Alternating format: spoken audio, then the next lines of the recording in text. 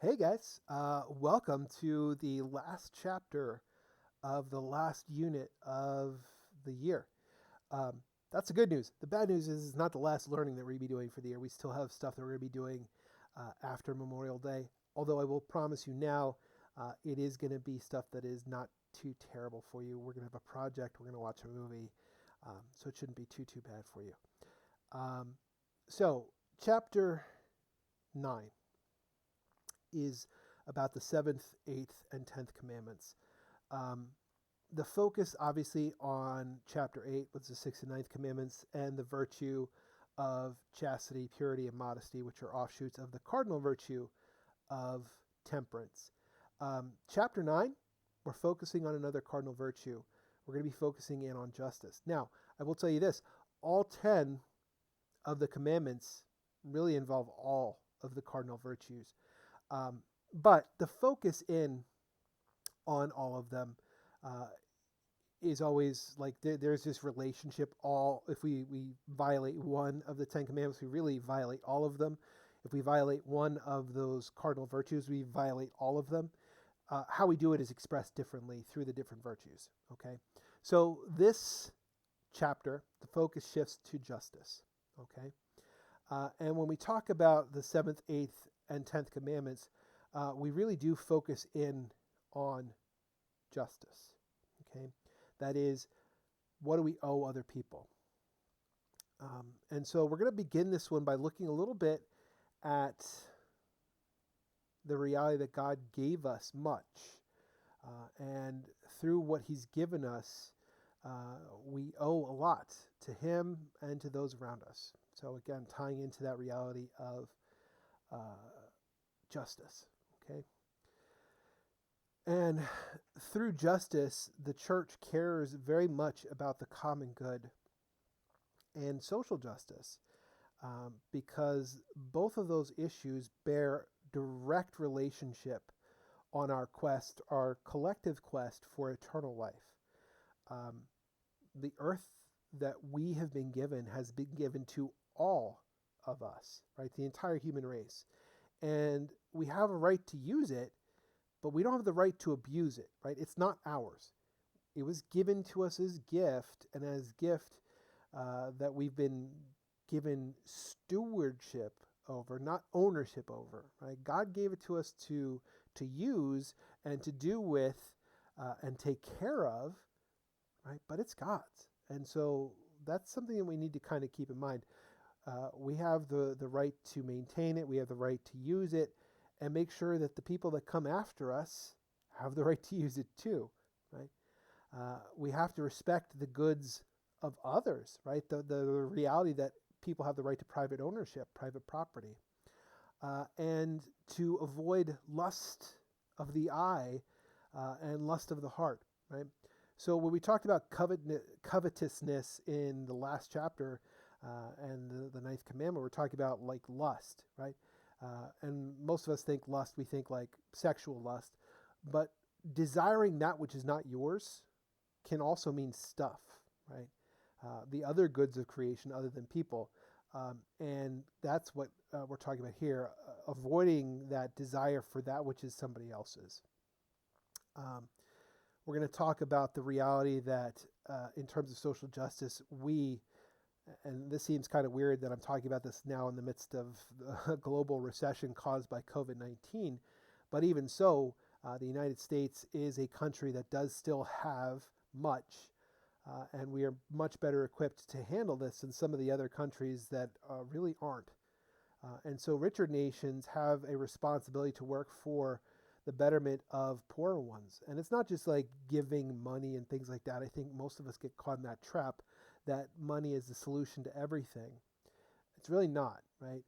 In terms of aid, spiritual, right? Educational, material, right? That's important, but it's not the be all end all. That's why at the beginning of the year, when I ask you guys, what do you want to be, where do you see yourself in, 10 years from now, whatever, and you kind of say universally, I want to be successful, and I kind of beg the question, then, okay, what does successful mean? And so many of you say being rich, and I say, Why does that equate as success to you, right? It's a paradigm shift that we should all be making, right? Hopefully you make it. Money is not evil. I don't want to kind of say that, but money is not an end, right? Money is a means to an end, which is the betterment of yourself and the lives of the people around you, and that means everybody you encounter. It shouldn't be the end you're working towards, because if that's an end, it's going to be a bitter one. Okay. And that stems from the reality that Jesus Christ is truth, right?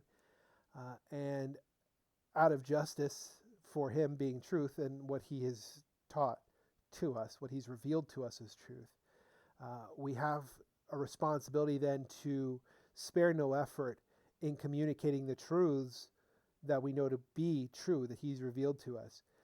We have to do all in our power to protect the good names of others, keep appropriate secrets, and to do reparation for the harm done. So I've just talked about the 7th, 8th, and 10th commandments and the stuff that we're going to be talking about in this section. Now I'm going to narrow focus a bit and focus in on what we're going to be talking about tonight, and maybe preview a little bit of the video that we're going to talk about tomorrow, because today and tomorrow are really kind of related to the core concept of justice and very specifically the social justice teaching of the church. Now, kind of admission time, I've spent a number of years teaching about social justice at Central, and it was like a half-year course. It was, a semester course. So I apologize in advance that I'm going to kind of narrow it down into 25, 45 minutes or so of teaching, when it really there's a whole lot to it, and I'm not really doing it justice by kind of breaking it down into these small chunks, okay? So let's focus today about stewardship of creation. There are going to be 5 questions that we're going to answer in your Unit 8 questions. First, what is the principle of subsidiarity? Second, what is the relationship between man and creation? Third, what is stewardship? Fourth, is there a right to private property? And fifth, what is the universal destination of goods? Okay, so principle of subsidiarity is one that we have been exposed to several times at this point, and we'll come to it in a second, right? Let's build up to it with a couple of questions about Catholic social teaching, right? First, I'm going to give you some questions and answers to those questions. Not that you necessarily have them, but as you're reading pages 236 through 241? Yeah, 241. Hopefully these are questions that kind of percolating in the back of the head as we're going through, right? First, why does the church, which is a religious institution, make judgments in social, political, and economic matters? And the answer, of course, is social, political, and economical matters are fundamental human rights, right? They all relate to fundamental human rights. And if they're fundamental human rights, what do they relate to? The salvation of souls, right? So why does the church talk about those things? Ultimately is because they relate to the salvation of souls. Does the person's social situation affect their ability to be saved? Darn right it does. The political situation they're in? You know it does. And of course, economic, I've already talked about it. Absolutely does. And so that's why the church talks about those things. Okay. Now, if we're talking about social justice teaching, if we were to kind of pull into the tiniest nugget of what it is, right? The kind of core principle of Catholic social teaching, what would I say it is? It's essentially this: economic and political systems have to serve the common good, right? Let me repeat it for you, for the people in the back that aren't paying attention. Economic and political systems have to serve the common good. And if they don't, they're crappy economic or political systems, right? I can't sugarcoat it for you. That's the reality. And the church is pretty clear, and has been pretty clear for the last 200 or so years on that reality. So the church has been very consistent in the last 150 years or so in that reality as far as its teachings. And as far as social progress, is the church against it? No, right? With this caveat, any kind of progress that we're talking about has to be bound by and based in sound moral principles, right? Where do we find those sound moral principles? In and through the teachings of the church. And it's not that the church is kind of saying you have to do these things. The church is teaching what God has revealed we should do to be happy, right? To be fully human. And what we see is, well, a lot of places don't. And some of you are probably making the argument in your heads, well, what about in the Middle Ages when the church kind of ran Europe, etc.? They ran it in the sense that the church was well established, but do you think every political and economic system followed exactly what the church said to do? And again, you should know inherently that the answer is no, right? And so the closer we adhere to what the church is teaching us, the closer we get to true actual happiness, because the teachings of the church are the truths that God has revealed to us for happiness. So with that being said, right, economic and political systems have to serve the common good. What has priority over the state? And when I say the state here, I mean like governments. And we've already answered this question. We answered it back when we talked about the fourth commandment and authority. And the answer is the human person, the individual. And I also accepted, and the more correct answer when we're talking about the fourth commandment, because the focus was on the family, the human person or the individual and the family have priority. What does that mean? Governments and authorities exist to serve, to make possible the common good for the individual, the family. Okay? The state exists to serve the individual person, not the people to serve the state. This kind of echoes or images what Christ said about the Sabbath, right? The Sabbath exists for man. Man doesn't exist for the Sabbath, right? Not underscoring or saying the Sabbath is not important, but what is the purpose of the Sabbath, right? It's not so that we're forced to go to church, right? It's so that we recognize the importance of the relationship with God, and we hopefully go willingly to build up the relationship that God has given us. Capitalism, right? Is capitalism in harmony with Catholic social teaching? And when I kind of give this answer, sometimes some of our more militant capitalists sometimes get offended by it. The answer is yes and no. The church obviously affirms the principle of private property and certainly encourages individual and private business initiatives. However, and this is the kind of stuff that drives my students that are of the more right-leaning kind of conservative, fiscal conservative, up the wall, the reality is when it comes to the distribution of goods, justice and the dignity of the human person have priority over pure capitalist competition.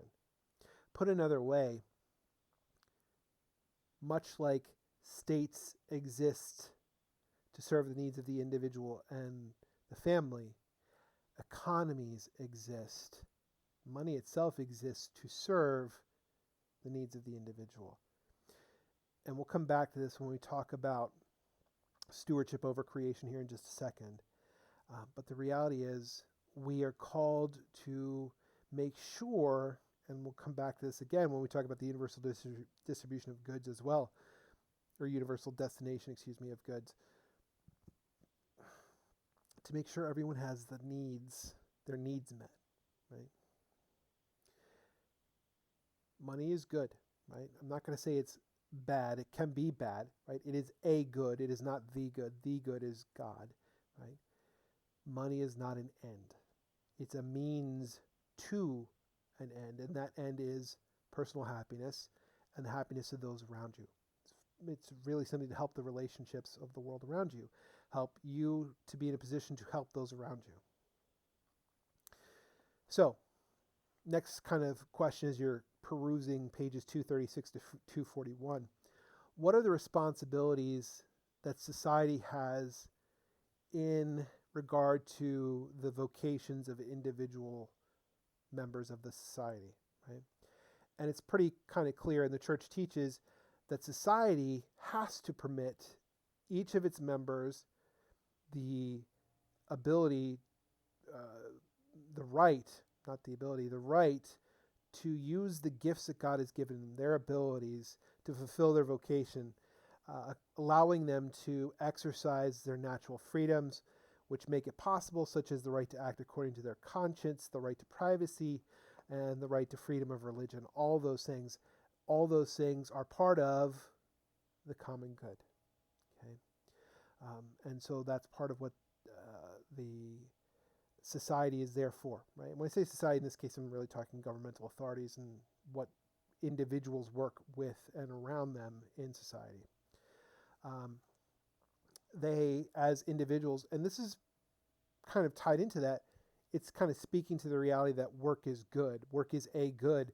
Every person should have the right to work, and their work should be given a just wage. Now that begs the question, what's a just wage? It really speaks to the reality that a just wage is something that a breadwinner for a family, that is the person that brings home the bread, right, that pays for food and all the other necessities, has wages that are sufficient to support their family, right? So breadwinners are the people that are caretakers, if you will, in terms of bringing in the goods necessary for the survival of the members of a family. Okay?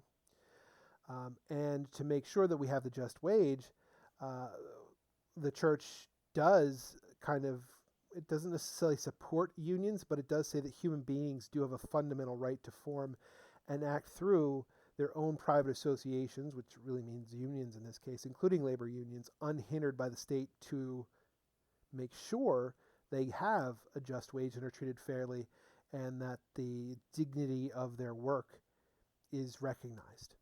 Okay. So that leads us to the first question: what is subsidiarity? Because all this stuff that we're talking about as far as social justice goes back to that, and you should have this definition because I gave it to you back in chapter 6, right, when we talked about the fourth commandment.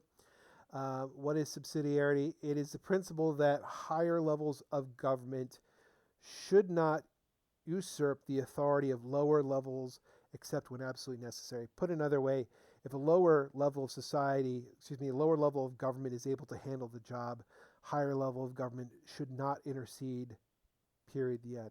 The only time a higher level of government should intercede on behalf of a lower is if the lower can't do the job. Okay? So an example of subsidiarity in terms of school districts: parents establish schools to educate their children according to their values, right? And what do? They create PTAs, right? And in the PTAs, they kind of govern what kind of textbooks or what kind of books the library should get. Should the state government kind of mandate to a local government what fits their needs?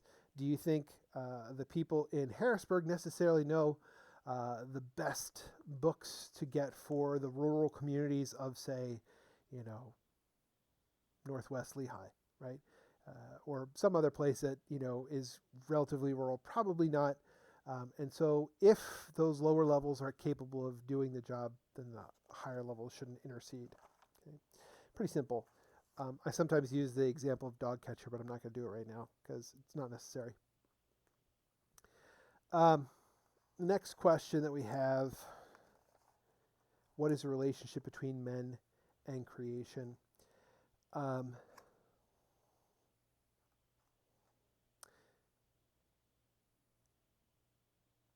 As human beings, right, we are part of creation. We were created. We are a part of creation, right?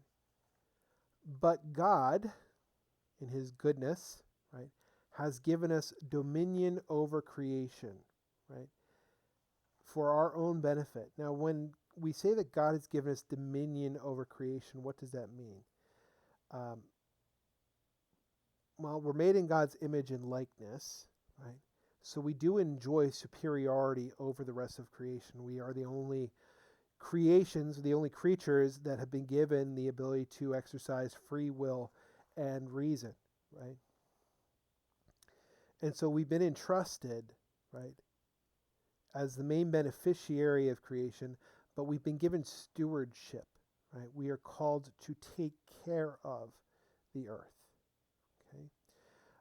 And if the in this document printed by the church, by the International Theological Commission, which is one of the many kind of parts of the church, in their document Communion and Stewardship, which you can read on page 241, it reads the following about stewardship. Human beings created in the image of God are persons called to enjoy communion and to exercise stewardship in a physical universe, i.e. creation. The activities entailed by interpersonal communion and responsible stewardship engage the spiritual, intellectual, and affective capacities of human persons, but they do not leave the body behind.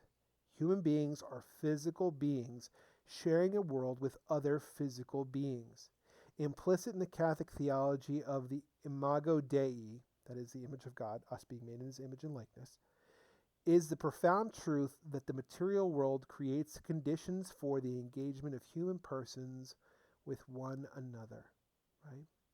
So when we talk about human beings being given dominion, right, the church uses the term stewardship, which really kind of expresses what that dominion means. We are not being given complete dominion, right? God did not give us absolute right over creation, right? But he entrusted the world to us to use in a just manner, to use in a responsible manner. So when we go to the third question about stewardship, what is stewardship?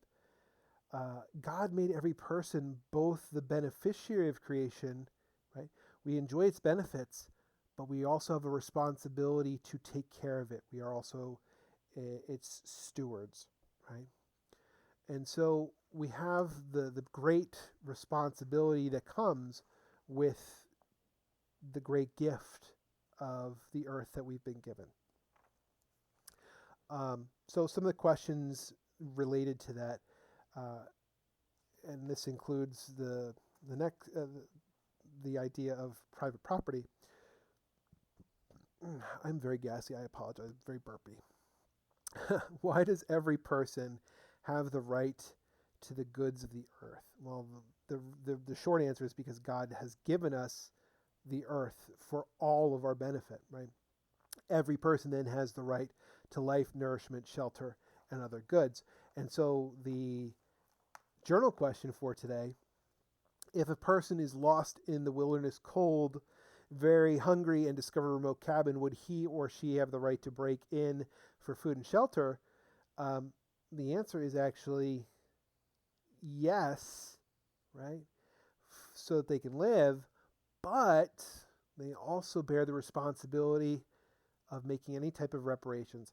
The idea being, like, if they're on the brink of death, or like death could be imminent, which that situation certainly sounds like, then yeah, they have the right to protect their lives. They have the right to, and this is the key here, the reasonable assumption that a person would willingly help them in this situation, which, that's a reasonable assumption to make here, but that you would repay them out of justice. You would give back what you owe. So if you had to break the door down to get in, to get the goods that are inside to keep you alive, you would fix the door, you'd pay back all the goods, et cetera, et cetera. You would make reparations for the damage that you've done. Does the church uphold the right to private property? Again, I said yes to this. And it does so because the right to private property is a way of protecting the freedom and dignity of persons, and of making sure that we provide for the needs of other people. When I have private property, I do have private property, but the main gist of it is to share with the people around me. Like Mrs. Motley and I, give what we can, and the private property we have is often like not ours. It's used for the good of each other and for the people that we encounter, right? So like when somebody needs a place to stay and, they ask us and we're like, yeah, of course you can stay. That's what we're talking about.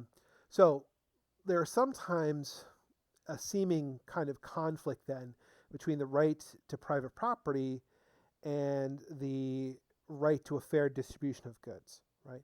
If those two are in conflict, what's the kind of answer? So we come into this there's that loggerheads between private property and universal fair distribution of goods.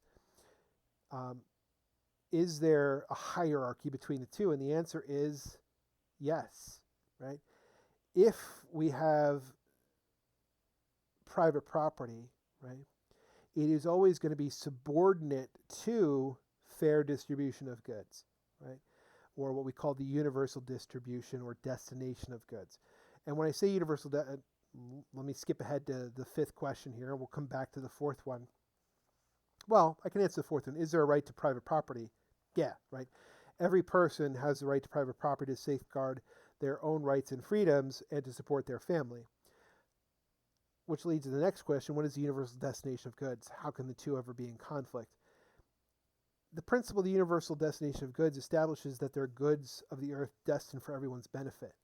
Like, I can't own the only clean water in a 500-mile radius and charge people to have water, right? There are certain things, certain goods that every person should have access to. And so that's where we sometimes run into conflict. And anytime there is a conflict between universal destination of goods and private property, the church teaches us that universal destination of goods has to take priority, right? Because God created those goods for the use of all people. Again, why did God give us the dominion over creation? So that we can have the right to life, nourishment, shelter, right? The necessities. And so necessities, in this case, are always going to be things that we should have access to. And that then begs a good question. What will keep the right to property from conflicting with the common good, and particularly the universal destination of goods? And the answer is a fair distribution of the goods of creation, right? So that leads into social justice, which we'll talk about tomorrow, right? The idea that our governments have a responsibility, hint, it's called contributive justice, to make sure that people have access. It's not contributive, it's distributive, sorry. Distributive justice, that the goods of creation have been distributed to the people that have them. Now, you and I both live in the real world. We know that our governments don't always make sure that every person has access to the goods that they need. And that's where charity comes in. We have a responsibility to share those goods that we have to make sure that everyone has access to the goods of creation. And I think that's a good place for us to kind of call it a day for today. I will give you one more kind of quick definition, and it relates to the idea of private property. And that is the idea of eminent domain, which again relates back to the fair distribution of goods. Eminent domain is a principle that a civil authority can claim private property for a legitimate and overriding public concern, as long as the property owner is fairly compensated, so that there can be a universal destination of goods. Okay, so that's an example. So your property sits on and owns all the land around a lake that the government needs access to, so people have access to clean water. Well, they want to build a road through your property to get to the lake, so they can do that and distribute water to people, so they pay you money for the land that they need to build the road on. Then you don't own it anymore, they do, so that the water can be distributed to other people. That is eminent domain. All right, that's a great place for us to end today. One last thing I quickly want to talk about.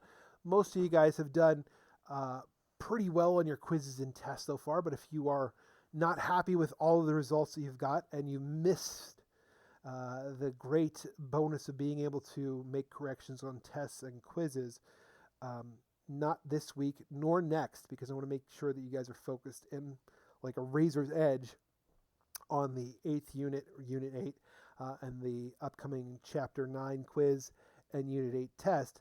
But the following week after Labor Day, any kind of stuff that you need to get done while we're doing that last little bit of teaching, you can. I will, if you send me an email, open up your tests or quizzes for corrections so you can get those 80s that you need.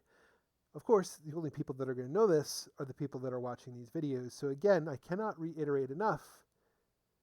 Hit like to make me feel good about myself. Hit subscribe so that you know when I make these videos. And that's it. Next week is going to be a jam-packed week. I'm telling you right now, I apologize in advance. We're going to have classes on Monday and Wednesday. You're going to have a quiz on Thursday and a test on Friday. But the following week, we're almost done. I know that you guys, many of you are feeling shot at this point. As you can tell by the state of my hair, I am at wit's end and shot too. But we only have a little bit to go. And I do love you guys. I do miss you guys terribly. This sucks. We all know it sucks. But we're all in this together. Thank you, Zach Efron. And we're going to make it through. You all have a lot more strength than you give yourselves credit for. I love you guys. I will miss you guys. I will see you on Monday. Watch out for the video on Friday. There will be one over the weekend as well. Have a good weekend.